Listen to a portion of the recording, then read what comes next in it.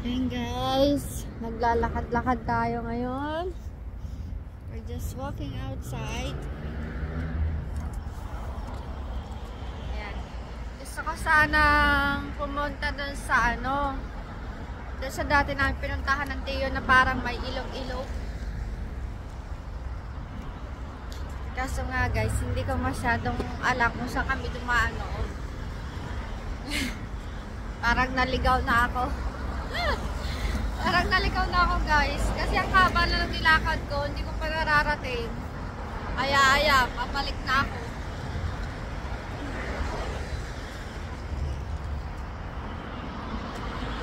Maganda ang panahon ngayon, di kaya natin yung lamig.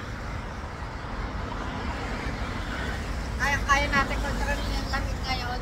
Pero kumpleto tayo ng pangontra. Kumpleto tayo ng pangontra sa lamig.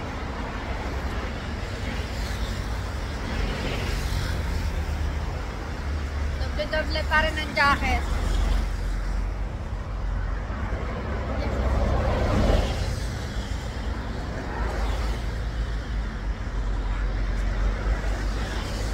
Sarap maglakad. Guys, ang sarap maglakad kahit mag-isa ka lang.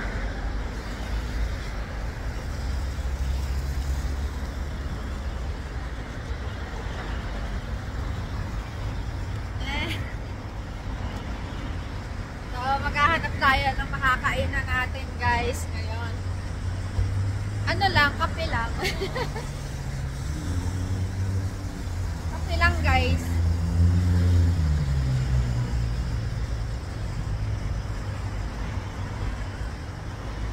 Gusto ko sana mag-bike. Kaso guys, di ba ang mga bike dito may may barcode. Hindi pa ako marunong gumamit ng may barcode eh.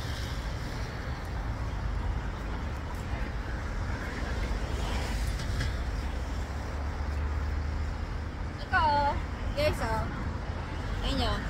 Meron siyang barcode. Ayan, may barcode siyang ini-scan. So hindi pa ako marunong gumamit niyan. Pero parang magandang mag-bike. Habang nag-walking ka dito.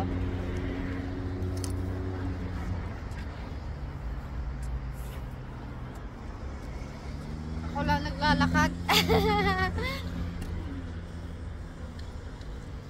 Ako lang naglalakad guys.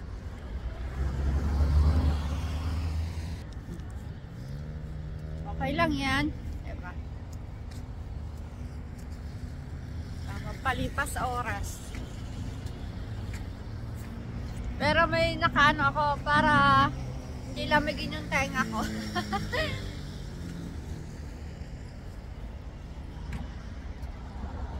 Yan, dami mga bike. Kaso hindi pa natin alam kung paano gamitin yung barcode. Guys, ganda ng mga bike.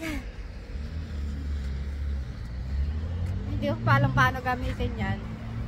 Mag-bike na lang sana ako. Kaya ko pa naman mag-bike kung dito lang sa tabi. Yan, katulad dito. Yan, kaya ko mag-bike dito kasi walang nadaan.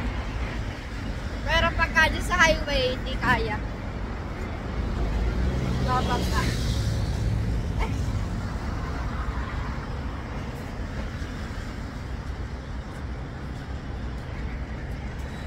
Yan yung pastres. Babasa na ako. Babasa na ako kaso parang na-enjoy kong mag-walking.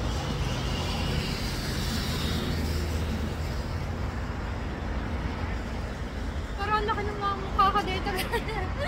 Guys, parang laki ng mukha ko dito. Grabe.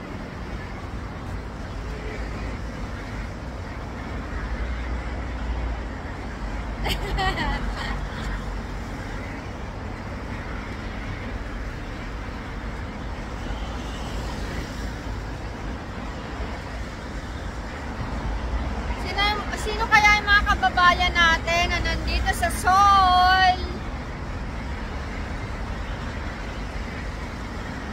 willing to meet up. Make more friends.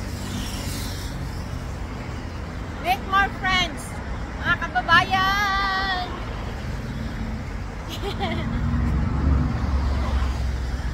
Mga kababayan dito sa Seoul, Korea. Ayan. Isali nyo naman po ako sa mga ano nyo, mga kaganapan sa buhay.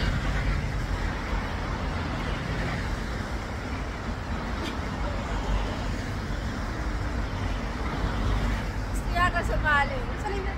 Mamadali na. May kali. Mate.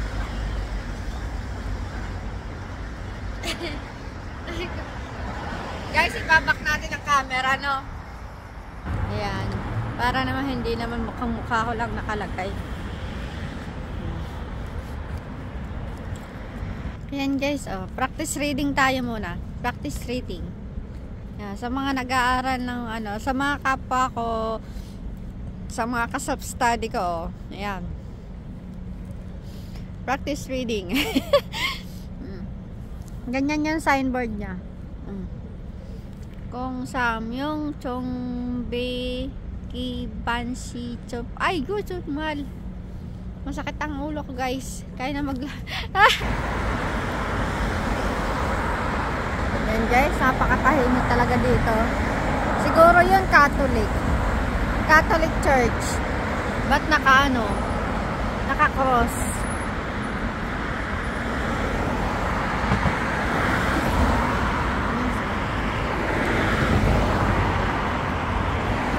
Parang ang tahimik ng lugar na ito. Parang tahimik ng Korea, guys. Totoo lang. Parang napaka-peaceful ng buhay nila dito.